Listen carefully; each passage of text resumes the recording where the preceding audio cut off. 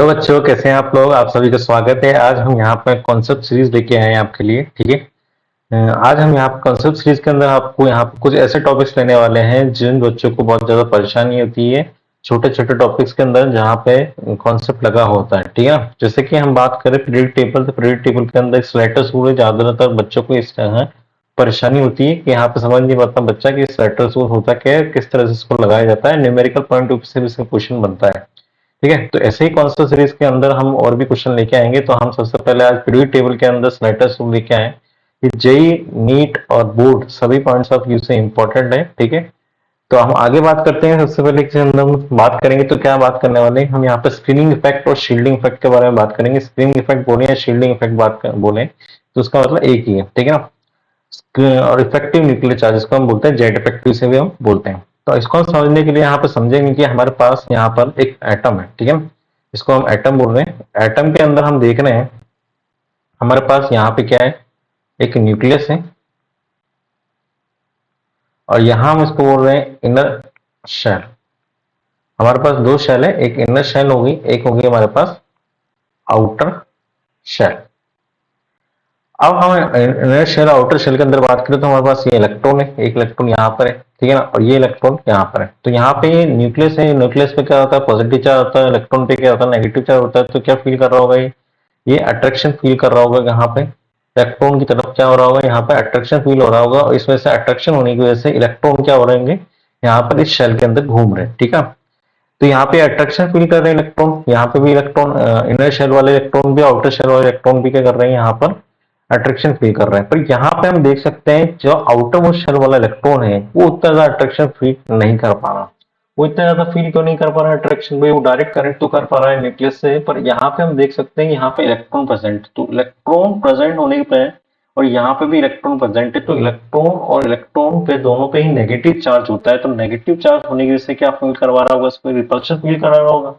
यहाँ पे भी इलेक्ट्रॉन प्रेजेंट है और यहाँ पे भी इलेक्ट्रॉन प्रेजेंट है। तो जितना अट्रैक्शन ये पास वाले इलेक्ट्रॉन फील कर रहे होंगे उतना इलेक्ट्रॉन ये आउटर मोस्ट इलेक्ट्रॉन फील नहीं कर पा रहा होगा, क्योंकि यहाँ पे इलेक्ट्रॉन और इलेक्ट्रॉन होने की वजह से दोनों तरफ इलेक्ट्रॉन प्रेजेंट होने की वजह से इन दोनों इलेक्ट्रॉन क्या करेंगे, इसको दूर भेजने की कोशिश करेंगे। तो दूर भेजने की कोशिश करने की वजह से जितना अट्रैक्शन लगना चाहिए इस इलेक्ट्रॉन पे, आउटर मोस्ट शेल वाले इलेक्ट्रॉन को न्यूक्लियस के ऊपर उतना अट्रैक्शन फील नहीं होता। और उसी को हम यहाँ पे जेड इफेक्टिव बोलते हैं। क्या बोलते हैं बेटा, यहाँ पे उसी को हम क्या बोलते हैं, इफेक्टिव न्यूक्लियर चार्ज यानी कि जेड इफेक्टिव बोलते हैं। ठीक है। आपको समझ आ गया होगा। मैं इसको एक एग्जांपल लेके भी करता हूँ बात। जैसे कि हम बात करें यहाँ पर हमारे पास कोई एक फेमस आपका कोई पर्सनालिटी होगा। ठीक है ना। लाइफ के अंदर आप किसी को फेमस पर्सनालिटी को लेके चलते होंगे, मान के चलते होंगे। तो हम यहाँ पे एक फेमस पर्सन को ले लेते हैं। ठीक है। यहाँ पे हमारे पास वो बंदा है। ठीक है। इसको थोड़ा बॉडीगार्ड बना लेते हैं हम। ठीक है ना।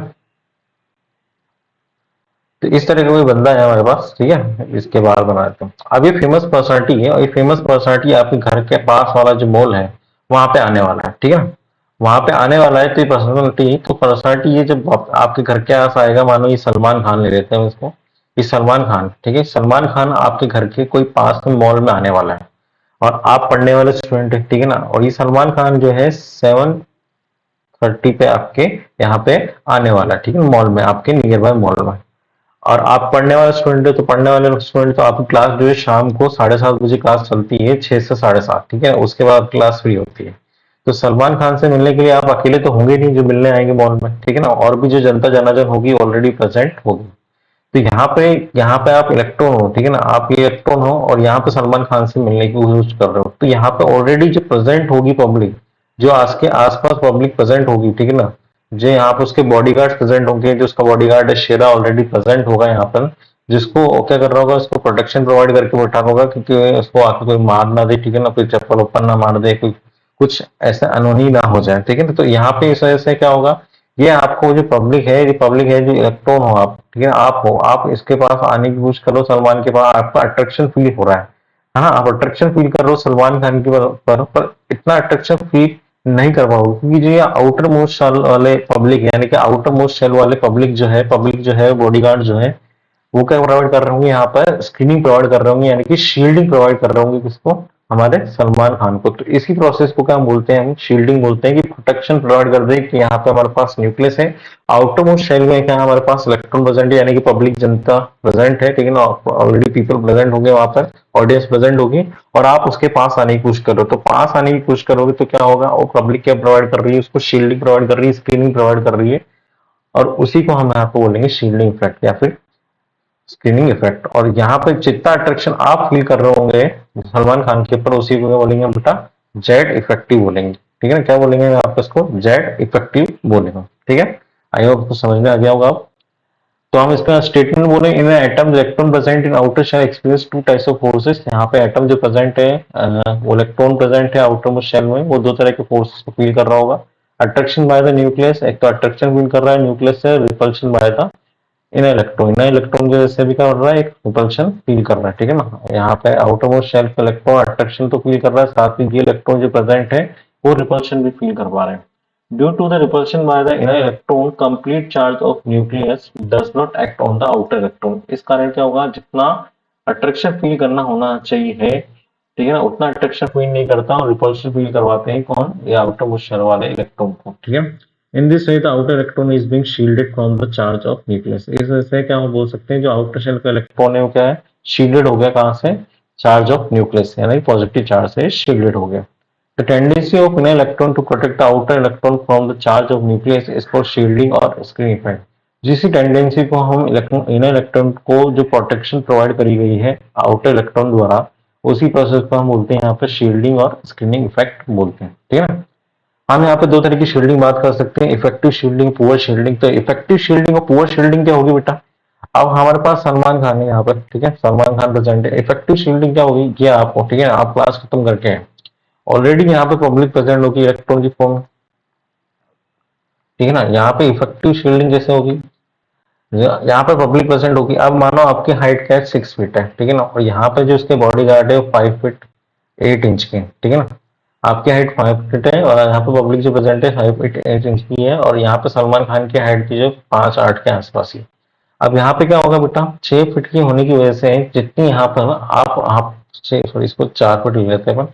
आप 4 फीट के हो, यहाँ पे जो इलेक्ट्रॉन है वो क्या है, 5 फीट 8 इंच के, यानी कि यहाँ पे जो बॉडी गार्ड्स हैं वो लंबी हाइट के। तो आप कहोगे कि भाई मैं यहाँ पर सलमान खान से मिलने चले जाऊं, तो पर आपकी 4 फीट हाइट होने की वजह से जितना अट्रैक्शन आपको फील होना चाहिए था किसी तरफ, सलमान खान की तरफ, उतना अट्रैक्शन फील नहीं हो पाएगा, क्योंकि यहाँ पे क्या है, यहाँ पर 5 फीट 8 इंच के बॉडी गार्ड्स खड़े हुए। तो आप क्या करोगे, कोशिश करोगे अंदर घुसने की, क्या अंदर घुस के मैं देख पाऊँ, मिल पाऊँ सलमान खान के साथ, सेल्फी करवा पाऊँ, लेकिन फोटो खिंचा लूँ, तो वो यहाँ पे पॉसिबल नहीं हो पाएगा, क्योंकि यहाँ पे क्या है, इफेक्टिव शील्डिंग प्रोवाइड हो रही है। तो यहाँ पे ज्यादातर देखा गया जो एस और पी ऑर्बिटल है वो क्या करते हैं, यहाँ पे हमारे पास इफेक्टिव शील्डिंग प्रोवाइड करते हैं, ठीक है। वही हम बात करें पुअर शील्डिंग के अंदर, तो हमारे पास सलमान खान था बेटा, यहाँ पे आप इलेक्ट्रॉन हो, यहाँ पे जो इलेक्ट्रॉन है वो यहाँ पे डी और एफ ऑर्बिटल प्रेजेंट है, ठीक है। और डी और एफ ऑर्बिटल के इलेक्ट्रॉन क्या होते हैं बेटा, इतनी अच्छी शील्डिंग प्रोवाइड नहीं करते हैं, आउटर मोस्ट शेल में होते हैं, तो काफी बड़ी शेल होती है। तो एक समय ऐसा होगा कि वो इलेक्ट्रॉन थोड़ी देर बाद यहाँ पे भी आएगा, ठीक है ना, बॉडी गार्ड कर रहा है तो गोल गोल घूम रहा होगा, ऐसा तो नहीं है एक ही जगह पे खड़ा होगा, जैसे इलेक्ट्रॉन घूमते हैं, ठीक है। तो ध्यान चारों चारों चक्कर लगा रखते हैं, इस वजह से क्या होगा, थोड़ी सी क्या, आप अंदर की तरफ इलेक्ट्रॉन, आप थोड़ा सा अंदर आ जाओगे सलमान खान के पास, थोड़ा सा हल्का सा करीब आ जाओगे, ठीक है ना, बिल्कुल करीब नहीं आ पाओगे, पर थोड़ा सा क्या हो जाएगा, यहाँ पे आप उसके थोड़े से पास हो जाओगे। यानी कि आप बोल सकते हैं आपकी हाइट 6 फीट की थी, और इनकी हाइट की थी 5 फुट 5 इंच की थी, और सलमान खान 5 फुट 8 इंच। तो 5 फुट 8 इंच हाइट होने की वजह से सलमान खान की, और आपकी 6 फीट का आदमी आपको दिखेगा यहाँ पे 5 फुट 5 इंच की लोग खड़े हैं, तो आप आराम से देख के बोलोगे सलमान खान भाई क्या हालचाल, ठीक है। तो यहाँ पर भी ऐसे ही हो रहा है कि भाई आपकी अच्छी हाइट होने की वजह से क्या होगा, आप सलमान खान के पास थोड़ा सा करीब चले जाओगे, करीब होने की वजह से यहाँ पर क्या है, डी और एफ की ऑर्बिटल होगी, वो क्या प्रोवाइड कराएंगे, एफ पोअर शील्डिंग प्रोवाइड कर रहा हूँ, तो डी और एफ की प्रोवाइड पोअर शील्डिंग प्रोवाइड करते हैं। इस वजह से क्या हो जाता है, थोड़ा सा जो आउटर मोस्ट खान का इलेक्ट्रॉन है वो थोड़ा सा करीब चला जाता है हमारे सलमान खान के पास, यानी कि न्यूक्लियस के पास, तो उसी को बोलते हैं पोअर शील्डिंग। और इफेक्टिव शील्डिंग जो इलेक्ट्रॉन को पास नहीं आने दे, ठीक है ना, एसओपी ऑर्बिटल को उसको क्या बोलते हैं, हम यहाँ पर इफेक्टिव शील्डिंग बोलते हैं, ठीक है ना। इफेक्टिव न्यूक्लियर चार्ज क्या होगा, जेड इफेक्टिव क्या हो गया, यहाँ पे जो net charge acting on the outer electron after considering shielding from inner electron is called effective shielding. यहाँ पे ये बोल रहा है कि जो नेट चार्ज फील हो रहा है आउटर इलेक्ट्रॉन का, ठीक है ना, आफ्टर कंसीडरिंग इनर इलेक्ट्रॉन, ठीक है, इनर इलेक्ट्रॉन को कंसीडर करने के बाद आउटर इलेक्ट्रॉन जितना नेट चार्ज फील कर रहा है उसी को क्या बोलते हैं अपन यहाँ पर इफेक्टिव न्यूक्लियर चार्ज यानी कि जेड इफेक्टिव और जेड स्टार से भी हम रिप्रेजेंट करते हैं। अब हम यहाँ से बोल सकते हैं कि शील्डिंग पावर जो है ऑर्बिटल को इनवर्सली प्रोपोर्शनल होती है डिस्टेंस फ्रॉम द न्यूक्लियस, यानी कि हमारे पास एस पी और डी और एफ ऑर्बिटल होगी, तो जितनी ज्यादा दूर हमारी ऑर्बिटल होगी वो क्या प्रोवाइड कराएंगे, उतनी पुअर शील्डिंग प्रोवाइड करेंगे। डिस्टेंस ऑफ द न्यूक्लियस जितनी ज्यादा होगी उतना शील्डिंग पावर ऑफ ऑर्बिटल क्या हो जाएगा, उतना ही कम हो जाएगा, क्योंकि ये क्या इनवर्सली प्रोपोर्शनल डिस्टेंस बढ़ेगी तो हाँ शील्डिंग पावर क्या होती है कम होती जाएगी। तो यहाँ से पुअर शील्डिंग पावर प्रोवाइड करेगा, सबसे ज्यादा डिस्टेंस किसके अंदर एफ की होगी, फिर उसके बाद डी की होगी, उसके बाद एस की होगी, उसके बाद सॉरी पी की होगी, उसके बाद एस की होगी। तो यहाँ बोल सकते हैं जो एस प्रोवाइड कराएगा वो क्या प्रोवाइड कराएगा, एस जो है हमारी इफेक्टिव शील्डिंग प्रोवाइड कराएगा।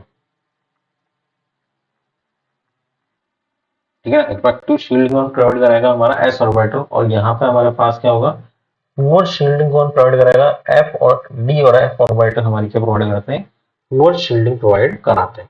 ठीक है, आई होप आपको समझ में आया होगा यहाँ पे। ठीक, तो यहाँ पे हम साइटस रूल के अकॉर्डिंग क्या हो सकते हैं, जेड इफेक्टिव कैसे निकालना है, हमें जेड माइनस सिग्मा करना है। ठीक है, अब हमें यहाँ पे कुछ चीजें याद रखनी पड़ेगी, जैसे एस और पी ऑर्बिटल होगी, तो एस और पी ऑर्बिटल में हमें बोलना पड़ेगा जो आउटर मोस्ट शेल होगी, एन शेल होगी, उसके अंदर यहाँ पे हमारे पास एन शेल के लिए क्या वैल्यू लेके चलनी है, 0.35 लेके चलनी है। ठीक है ना, और यहाँ पे हम बात करें तो बदल देते हैं, एस ऑर्बिटल के लिए एस और पी आउटर शेल में ऑर्बिटल, तो उसके लिए एन की वैल्यू कितनी लेनी पड़ेगी, 0.35। उसके अंदर इनर मोस्ट वाली शेल जो होगी यहाँ पर, मतलब पेनल्टीमेंट होगी, उसके बाद इनर मोस्ट शेल होगी। ठीक है ना, तो यहाँ पे हमारे पास क्या हो जाएगी, 0.85 वैल्यू हो जाएगी एन माइनस वन की, और n minus two n minus three की वैल्यू कितनी हो जाएगी यहाँ पे अंदर के लिए 1 हो जाएगी। और डी और एफ के लिए बात करें तो यहाँ पे आउटर मोस्ट शेल के लिए कितनी वैल्यू हो जाएगी, 0.35, और बाकी जितनी भी अंदर ऑर्बिटल है n minus one n minus two n minus three, उन सभी के लिए एन की हमारे पास वैल्यू क्या हो जाएगी, n minus one n minus two n minus three के लिए 1 हो जाएगी। ठीक है, एक चीज हमें और ध्यान रखनी है कि जो electron is present in only in one S orbital, अगर वन एस ऑर्बिटल के अंदर ही इलेक्ट्रॉन प्रेजेंट है, सिग्मा जो हमें लेके चलना है वो कितना लेके चलना है, 0.3 चलना है। ठीक है, ठीक है, तो हम यहाँ पे इस ऑर्बिटल को समझे, तो जैसे कि हमारे पास ये S orbital, P orbital, D orbital, F orbital, अगर हम इससे बात करें किसके लिए, एस के लिए, ठीक है ना, एस और पी के लिए, तो इस यहाँ पे हमारे पास क्या हो जाएगी, इसकी वैल्यू हो जाएगी 0.35 किसके लिए, एस और पी ऑर्बिटल की, इसके लिए कितनी हो जाएगी 0.85, और इधर कितनी हो जाएगी 1 हो जाएगी, और इधर भी कितनी हो जाएगी 1 हो जाएगी। ये किसके लिए क्या करना है, एस और पी ऑर्बिटल के लिए। और यहाँ पे हम बात करें तो यहाँ पे हमारे पास क्या हो जाएगा, डी और एफ ऑर्बिटल के लिए चले, तो ये हो जाएगा 0.35 आउटर मोस्ट शेल के लिए, और सभी की वैल्यू अंदर क्या हो जाएगी 1 लेके चलेंगे। ये क्या हो जाएगा हमारे पास एन हो जाएगा, ये कितना हो जाएगा एन माइनस वन हो जाएगा, ये कितना हो जाएगा एन माइनस टू हो जाएगा, ये कितना हो जाएगा एन माइनस थ्री हो जाएगा। ठीक है, अब मैं आपको यहाँ पे न्यूमेरिकल पॉइंट ऑफ व्यू से बात करते हैं, कैलकुलेशन बात करते हैं जेड इफेक्टिव की। सबसे पहले हम यहाँ पे एग्जांपल लेते हैं, जैसे कि हम बार से हाइड्रोजन, हाइड्रोजन में हमारे पास बात करें तो 1s1 इलेक्ट्रॉनिक कॉन्फ़िगरेशन होता है, तो 1s के अकॉर्डिंग हम बात करें प्लस हो गया ये 1s1, ये अकेला इलेक्ट्रॉन खुद है, तो यहाँ पे तो किसी इलेक्ट्रॉन कोई शील्डिंग फील ही नहीं करेगा, तो जेड इफेक्टिव इक्वल्स टू कितना आ जाएगा भाई, जेड माइनस सिग्मा। तो जेड की वैल्यू कितनी है, एटम नंबर 1, सिग्मा कोई फील ही नहीं हो रहा है यहाँ पे, शील्डिंग फील नहीं है, तो कितना हो जाएगा 0, तो आंसर कितना हो जाएगा, जेड इफेक्टिव 1 हो जाएगा। यहाँ पे हम हीलियम की भी बात करें बेटा, तो हीलियम कितना आ जाएगा 1s2, तो 1s2 हम बात करें प्लस हो गया ये 1s2। अब यहाँ पे 2 इलेक्ट्रॉन हो गए, ठीक है ना, ये एक इलेक्ट्रॉन क्या होगा जिसपे हम टेस्ट कर रहे हैं शील्डिंग कितनी फील होगी, है ना, इस इलेक्ट्रॉन की वजह से ये कितना शील्ड किया है, इस इलेक्ट्रॉन को इतना अट्रैक्शन फील होने के साथ साथ यहाँ पे इस इलेक्ट्रॉन ने कितना शील्ड किया, तो उसको जेड इफेक्टिव निकालेंगे अपन, तो जेड इफेक्टिव इक्वल्स टू कितना आएगा, जेड माइनस सिग्मा। तो जेड की वैल्यू कितनी है हमारे पास बेटा, जेड की वैल्यू हमारे पास 2, सिग्मा की वैल्यू कितनी लेके चलनी है, हमें बोल रहा है एक इलेक्ट्रॉन है, तो एक इलेक्ट्रॉन है तो 1s1 हो जाएगा। ठीक है ना, 1s1 हो गया, तो अभी हमने बात करी कि 1 इलेक्ट्रॉन है और उसकी वैल्यू पे लेके चलनी 0.3 लेके चलनी, तो ये कितना हो जाएगा 0.3, तो ये कितना हो जाएगा 1.7 हो जाएगा। ठीक है, आइए नया एग्जाम्पल लेते हैं, थर्ड हाइड्रोजन हीलियम लिथियम लेते हैं। ठीक है ना, लिथियम का एटॉमिक नंबर कितना हो गया 3 हो गया, तो हम इसको लेते हैं 1s2 और ये 2s1। अब हम यहाँ पे बात करें, ये तो हो गया हमारे पास जिसके हमारे ऊपर टेस्टिंग करनी है। ठीक है, टेस्टिंग करनी है, बाकी एनआर वाले इलेक्ट्रॉन के लिए हमें शील्डिंग वैल्यू निकालनी, जेड इफेक्टिव निकालना। तो यहाँ पे 2 इलेक्ट्रॉन परसेंट 2 इंटू, अभी हमने बात करी कि एस के अंदर इलेक्ट्रॉन आ रहा है, तो हमारे पास एन की वैल्यू कितनी हो जाएगी 0.35 हो जाएगी, और 2 इंटू 0.35 कितना हो जाएगा हमारे पास 0.7 हो जाएगा। तो हमारे पास जेड इफेक्टिव जो हो जाएगा बेटा कितना हो जाएगा 3 माइनस 0.7, यानी कि कितना हो जाएगा 2.3 हो जाएगा। ठीक है, आई होप आपको समझ में आया होगा। लिथियम के बाद हम बात करें कार्बन के लिए बात कर लेते हैं। चलो, carbon hydrogen helium lithium beryllium boron carbon 6 number पे आता है। 1s2 2s2 2p2, ठीक है ना, 6 इलेक्ट्रॉन हो गए। तो 1s2 2s2 2p1, एक इलेक्ट्रॉन से क्या हो जाएगा, टेस्टिंग इलेक्ट्रॉन हो जाएगा, ठीक है। अब हमारे पास आउटर शेल में क्या है, 2s ऑर्बिटल और क्या है, एक 1s ऑर्बिटल, ठीक है ना। तो 2s और 2p को एक साथ लेके चलना है और 1s को एक साथ लेके चलना है, यानी कि हमारे पास जैसे कि यहाँ पे ऑर्बिटल है तो इसके अंदर तो 1s2 हो गया, इस पे क्या होगा 2s2 2p1 बचा, ठीक है ना। एक इलेक्ट्रॉन टेस्टिंग हो गया तो एक तो हमारे पास ये हो गया, एक क्या हो जाएगा हमारे पास ये हो जाएगा, ठीक है। तो ये हो जाएगी n और ये क्या हो जाएगी हमारे पास n-1 हो जाएगी। तो हम इसके लिए बात कर रहे हैं, तो हमने बात करी थी इसके लिए अगर s और p में इलेक्ट्रॉन है तो 0.3 से इसको मल्टीप्लाई करना है। इनटू कितना हो, 2 + 1 कितना हो जाएगा, 3 इलेक्ट्रॉन हो जाएगा। यहाँ पे हम बात कर रहे हैं 2 × 0.85 हो जाएगा। यही बात करी थी हमने n-1 के लिए कितना लेना है 0.85 और n के लिए कितना लेना है 0.35। तो यहाँ पे हमारे पास कितना हो जाएगा, 2 × 0.85 कितना हो जाएगा 16 और ये कितना हो गया 17, तो 1.7 हो गया। प्लस ये कितना हो जाएगा 3 6 9 और 9 + 15 कितना हो जाएगा 105, नहीं कितना हो गया 1.05 हो गया। तो यहाँ पे हम बात करें तो कितना हो जाएगा 2 और ये कितना हो 2.75। तो हम यहाँ पे बात करें जेड इफेक्टिव की, जेड इफेक्टिव इधर निकाल लेते हैं, जेड इफेक्टिव कितना हो जाएगा 6 - 2.75। तो हमारे पास यहाँ पे कितना बचा, 2 में से 6 में से 3 जाते हैं तो कितना होगा 3, तो यहाँ पे कितना बचेगा 3.25। तो हमारा आंसर क्या आ जाएगा 3.25। जेड इफेक्टिव कितना फील होगा हमारे पास 3.25 फील होगा। ये जेड इफेक्टिव की वैल्यू हमारी आएगी, यानी कि इफेक्टिव न्यूक्लियर चार्ज की। आइए चलिए और एग्जाम्पल लेते हैं, वहां पर ऑक्सीजन के लिए एग्जाम्पल लेते हैं तो कितना हो जाएगा 1s2 2s2 2p4, एक इलेक्ट्रॉन टेस्टिंग हो जाएगा। इसको ऐसे भी लिख सकते हैं, एक 1s2 हो गया, एक क्या हो गया 2s2 2p3 बचा। इसको हमने n माना, इसको कितना मानते हैं n-1, तो कितना हो जाएगा वो 5 × 0.35 और यहाँ पे हमारे पास क्या जाएगा प्लस, ये कितना हो जाएगा 2 × 0.85। तो यहाँ पे कितना हो जाएगा 1.7, ये कितना हो जाएगा 5 × 3 कितना हो गया 15, तो 15 मतलब 1.5 और 5 × 5 कितना हो जाएगा 25, तो कितना हो जाएगा 1.75, ये 1.75 हो गया। तो ये कितना हो गया 17 + 17 कितना 34, तो 3.45 हो जाएगा, 3.45 आ रहा है। तो हमारे पास यहाँ पर जेड इफेक्टिव कितना हो जाएगा भाई, हमारे पास 8 हो गए, 8 - 3.45, यानी कि यहाँ पर हमारे पास आ रहा है 4.55, 4.5 पे हमारा क्या हो जाएगा यहाँ पर आंसर हो जाएगा, ठीक है। आई होप आपको समझ में आया हो। आइए और एग्जांपल लेते हैं हम यहाँ पे 6 क्लोरीन का एग्जांपल लेते हैं। क्लोरीन क्या हो जाएगा 1s2 2s2 2p6 और क्या हो जाएगा 3s2 3p5, यही होता है। इसको हम ऐसे भी लिख सकते हैं, ये देखिए, तो ये हो जाएगी हमारा n, ये हो जाएगा n-1 और ये कितना हो जाएगा n-2।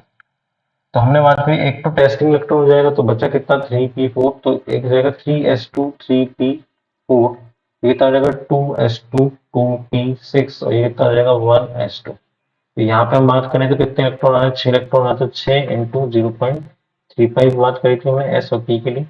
और यहाँ पे कितना हो जाएगा, ये कितना हो रहा है 8 हो रहा है, तो 8 × 0.85 हो जाएगा प्लस 2 × 2, तो 2 × 1 हो जाएगा। अंदर वाले के लिए कितना लेना 1 लेना है, तो ये तो 2 हो गया, ठीक है ना। 6 × 0.35 करें हम बात करें तो 6 × 3 कितना होता है 18 होता है, और 18 और ये कितना हो जाएगा 2.1, तो ये कितना होगा 2.1 हो जाएगा, ठीक है। 5 × 6 30 और 18 तो 2.10 हो रहा है, तो कितना होगा 210, 210 होना है, यानी कितना हो जाएगा हमारे पास 2.1। ऐसे हम 8 × बात करें तो 8 × 0.85, तो हम यहाँ पे निकालेंगे इसकी वैल्यू कितनी है 6.8 आ रही है। तो हम इसको सॉल्व करेंगे बेटा, तो 2 + 6.8 इंटू कितना आ जाएगा 10.9 आ रहा है, तो 10.9 आ रहा है, तो 10.9 हो गया, ठीक। तो 10.9, अब हम बात करेंगे जेड इफेक्टिव की, तो जेड इफेक्टिव कितना हो जाएगा बेटा 70 - 10.9, तो 17 में से 10.9 गया, तो 17 में से 10.9 गया तो कितना बचा 6.1 बचा। तो यहाँ हमारे पास जेड इफेक्टिव कितना आ रहा है 6.1 आ रहा है। आइए और एग्जांपल लेके चलते हैं यहाँ पर, जैसे कि हम बात करें स्कैंडियम के लिए, ठीक है ना। अब डी ब्लॉक के लिए बात करते हैं, ठीक है ना। तो डी ब्लॉक के अंदर बात करेंगे तो एस ओ पी के लिए हम बात कर चुके हैं, तो स्कैंडियम हो गया हमारे पास। स्कैंडियम क्या होता है बेटा, 1s2 2s2 2p6 3s2 3p6, उसके बाद क्या हो जाएगा 4s2 3d1। यहाँ पे इस तरह से लेना है, एक ऑर्बिटल को एक साथ लेना है। अब हम यहाँ पे आउटर मोस्ट शेल है, तो आउटर मोस्ट शेल तो ये हो गई। तो अगर हमारे को 4s पे इलेक्ट्रॉन पे बोलता है कि यहाँ पे शील्डिंग निकालो, तो इसको क्या बोलेंगे 4s1। तो 4s1 बोलेंगे बेटा, तो यहाँ पे कितना हो जाएगा 0.35 इंटू 1 हो जाएगा, प्लस ये कितना हो जाएगा n-1, ये कितना हो जाएगा n, ये n-1, और जितने भी सारे कितने हो जाएंगे n-2 हो जाएंगे, ठीक है। तो यहाँ पे कितना होगा 6 2 8 9 हो गया, तो 9 9 इंटू कितना हो जाएगा 0.85 हो जाएगा, प्लस यहाँ कितना हो जाएगा 6 2 8 9 10, तो कितना हो जाएगा 10 इंटू 1 हो जाएगा, तो कितना हो गया 10 हो गया, ठीक है। ये 9.2 0.85 हो जाएगा, 0.35 हो जाएगा। तो इसको आप सॉल्व करोगे तो हम यहाँ पे कैलकुलेशन देख लेते हैं, ठीक है। तो हमारे पास देखिए एक तो ये हो गया, एक सेकेंड, ये हो गया हमारे पास 9 इंटू 0.85, तो ये हो गया 7.65 प्लस 0.35, ठीक है। कैलकुलेशन करना वाला पार्ट नहीं सिखा रहा है बेटा, केमिस्ट्री सिखा रहा है, ठीक है। तो इसके लेके मुझे न ले, यहाँ पर 10 हो गया प्लस में, और प्लस में कितना हो गया 0.35 हो गया, तो हमारे पास कितना आ गया 18 आ गया। तो जेड इफेक्टिव निकाले अपन, तो जेड इफेक्टिव कितना हो जाएगा बेटा, जेड इफेक्टिव हमारे पास निकल जाएगा 21 माइनस 18, यानी कितना होगा 3 is our Z effective.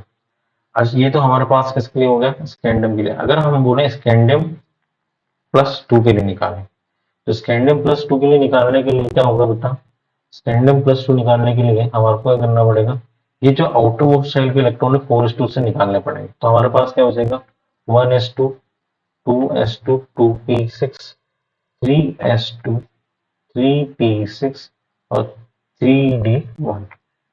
3d1 को हमें लेके चलना है, n लेके चलना है, और इसको क्या लेके चलना है n-1 लेके चलना है, और इन सभी को कितना लेना है n-2 लेके चलना है, यानी कि n-1 n-2 n-3 हो जाएंगे सारे के सारे अंदर। तो यहाँ पे अब टी क्या हो गया, एक इलेक्ट्रॉन तो इसमें हमें निकलना है, पेनल्टी मेट हो गया, ठीक है। तो यहाँ पे क्या हो जाएगा, इसके लिए तो कितनी वैल्यू हो जाएगी 0.35 इंटू 0 हो जाएगा, ठीक है। इलेक्ट्रॉन कितने बचे, 0 बचे। और बाकी सभी के लिए हमने बोला था कि जब हम बात करें अंदर डी ऑर्बिटल के लिए, तो जितनी भी सारी वैल्यू किससे मल्टीप्लाई हो जाएगी, 18 से मल्टीप्लाई, सॉरी 1 से मल्टीप्लाई हो जाएगी। तो यहाँ पे कितना हो गया 6 2 8, या 6 2 8 वही 10, तो कितना हो गया 10 प्लस 6 18, तो कितना हो जाएगा 18 गुना 1, ठीक है ना। तो कितना हो जाएगा बेटा, यहाँ पे ये निकल के आएगा, कितना आ जाएगा ये 18 निकल गया है। तो हम क्या बोलेंगे, जेड इफेक्टिव जो आ रहा है स्कैंडियम प्लस टू के लिए, वो भी कितना आ रहा है यहाँ पर हमारे पास 21 माइनस 18, वो भी कितना आ रहा है 3 आ रहा है, ठीक है। तो वो भी 3 आ रहा है, और स्कैंडियम के लिए भी हमारे पास कितना आंसर आ रहा है यहाँ पर 3 आ रहा है, ठीक है। तो ये लगभग चांस आ गया, आना तो नहीं चाहिए था, तो आ गया, ठीक है। तो स्कैंडियम के लिए बात करें और स्कैंडियम प्लस टू के लिए बात करें, तो यहाँ आ गया, यहाँ पे हमारे पास शेडिंग इफेक्ट का सेम आ रहा है, ठीक है।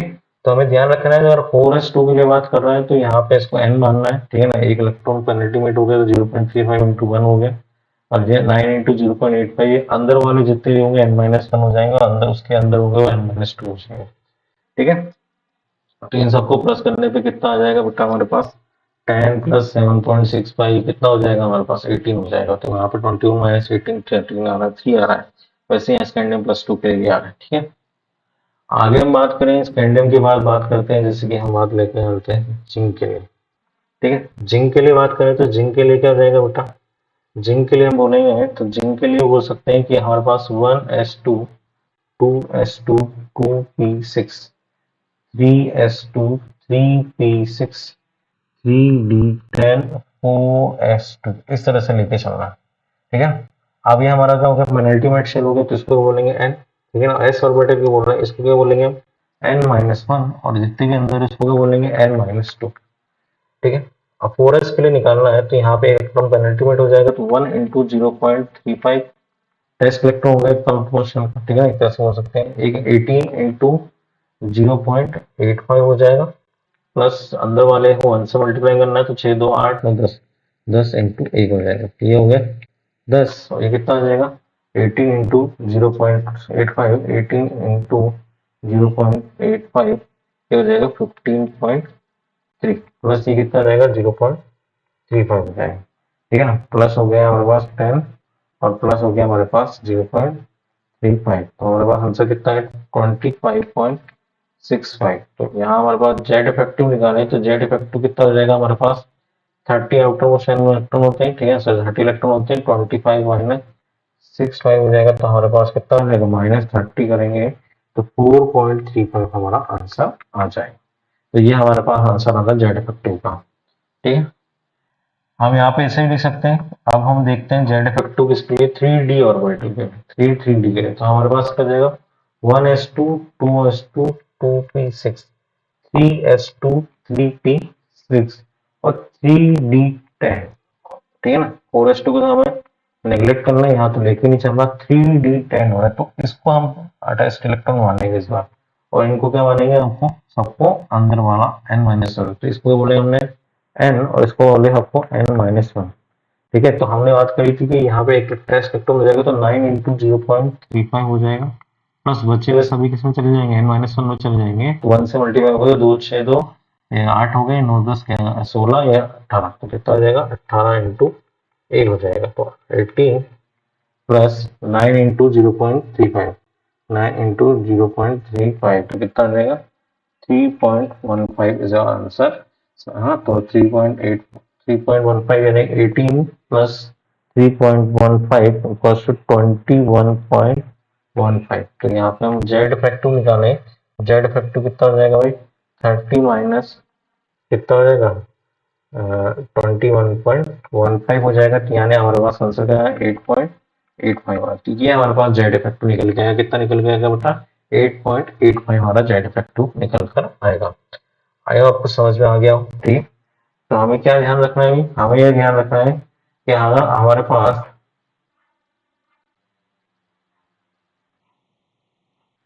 किसके लिए बोले एस और पी ऑर्बिटल के लिए, एस और पी ऑर्बिटल के लिए, तो n के लिए हमें कैसे मल्टीप्लाई करना है 0.35 से, n-1 को किससे मल्टीप्लाई करना है 0.85 से, उसके बाद n-2 हो, n-3 हो, n-4 हो, सो ऑन। ठीक है, उसके लिए किससे मल्टीप्लाई करना है 1 से।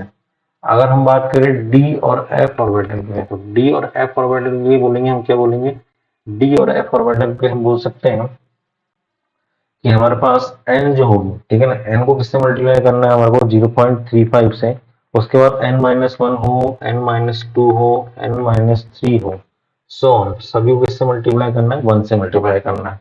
अच्छा, हम यहाँ से भी बोल सकते हैं कि लेफ्ट टू राइट जब बात करें हम प्री टेबल के अंदर लेफ्ट टू राइट जा रहे हैं, तो लेफ्ट टू राइट जाने की वजह से क्या बोल सकते हैं कि लेफ्ट टू राइट जाने की वजह से जेड इफेक्टिव बढ़ रहा है, तो जेड इफेक्टिव कितने से बढ़ रहा होगा, ये देखिए यहाँ पे हमेशा 0.35 से, जब पहली बात करें एसओपी ऑर्बिटल के अंदर, तो 0.35 का क्या रहा है एसओपी ऑर्बिटल पे जेड इफेक्टिव वाला इफेक्टिव न्यूक्लियर चार्ज पड़ रहा है, तो बच कितना गया हमारे पास, हमारे पास 0.65 बढ़ गया, बच गया, तो 0.65 से हमारा जेड इफेक्टिव बढ़ रहा होगा हर इलेक्ट्रॉन के पास। ठीक है ना, लेफ्ट टू राइट जैसे हम जाएंगे ए से बी जा रहे हैं, मतलब लेफ्ट टू राइट जा रहे हैं, तो हमारे पास जेड इफेक्टिव कितना बढ़ रहा है एसओपी ऑर्बिटल के 0.65 से बढ़ रहा है। वही हम बात करें किसके लिए, डी ऑर्बिटल के लिए बात करें, तो डी और एफ ऑर्बिटल के अंदर बात करें, डी और एफ ऑर्बिटल के अंदर क्या हो रहा होगा, n-1 की वैल्यू कितनी आ रही है 0.85 आ रही है, तो 0.85 आ रही है, तो यहाँ पे हम बोल सकते हैं कि हमारे पास जो जेड इफेक्टिव बढ़ रहा है, ठीक है ना, जेड इफेक्टिव बढ़ रहा है लेफ्ट राइट में, वो कितने से बढ़ रहा है 0.15 से बढ़ रहा है, कैसे बढ़ रहा है 0.15 से बढ़ रहा है, और जबकि हम बात करें एस और पी ऑर्बिटल के लिए, यहाँ पे हमारे पास जेड इफेक्टिव कितने से बढ़ रहा है, जेड इफेक्टिव बढ़ रहा है 0.15 से बढ़ रहा है। ठीक है ना, ये 0.85 का उसके ऊपर क्या बढ़ रहा है इफेक्टिव न्यूक्लियर चार्ज बढ़ रहा है। ठीक है ना, तो ये हमारे पास यहाँ पे कुछ कंक्लूजन था। ठीक है, ऐसा भी देखा गया कुछ जगह, जैसे कि हम बात करें हाइड्रोजन हीलियम,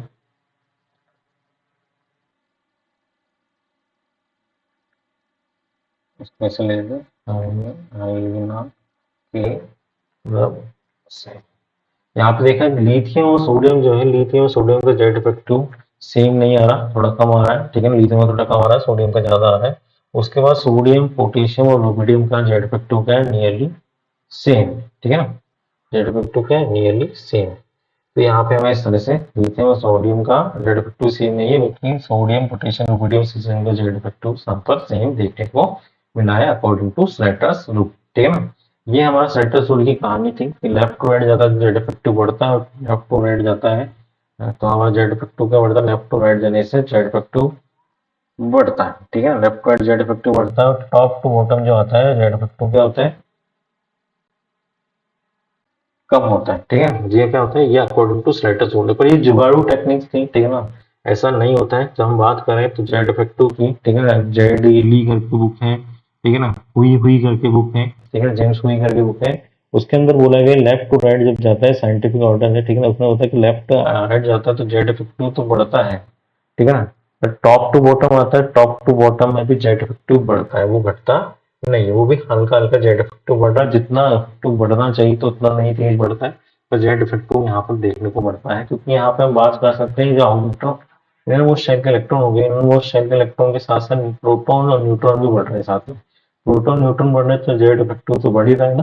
जेड इफेक्टिव मतलब क्या है, प्रोटॉन न्यूट्रॉन पे चार्ज बढ़ रहा है, तो प्रोटॉन न्यूट्रॉन में चार्ज बढ़ने की वजह से वो तो इलेक्ट्रॉन खींचने की क्षमता बढ़ा ही रहा है, ठीक है, तो जेड इफेक्टिव बढ़ रहा है, अल्टीमेटली घट कहीं भी ना, ठीक है ना। तो हम बोल सकते हैं कि इस तरह से हमारा जो है हमारा सेंटेंस जो होता है। और कोई परेशानी है तो बेटा आप कमेंट बॉक्स में कमेंट कर सकते हैं, कोई क्वेश्चन आपको पूछना है तो आप क्वेश्चन पूछ सकते हैं, ठीक है। चलिए।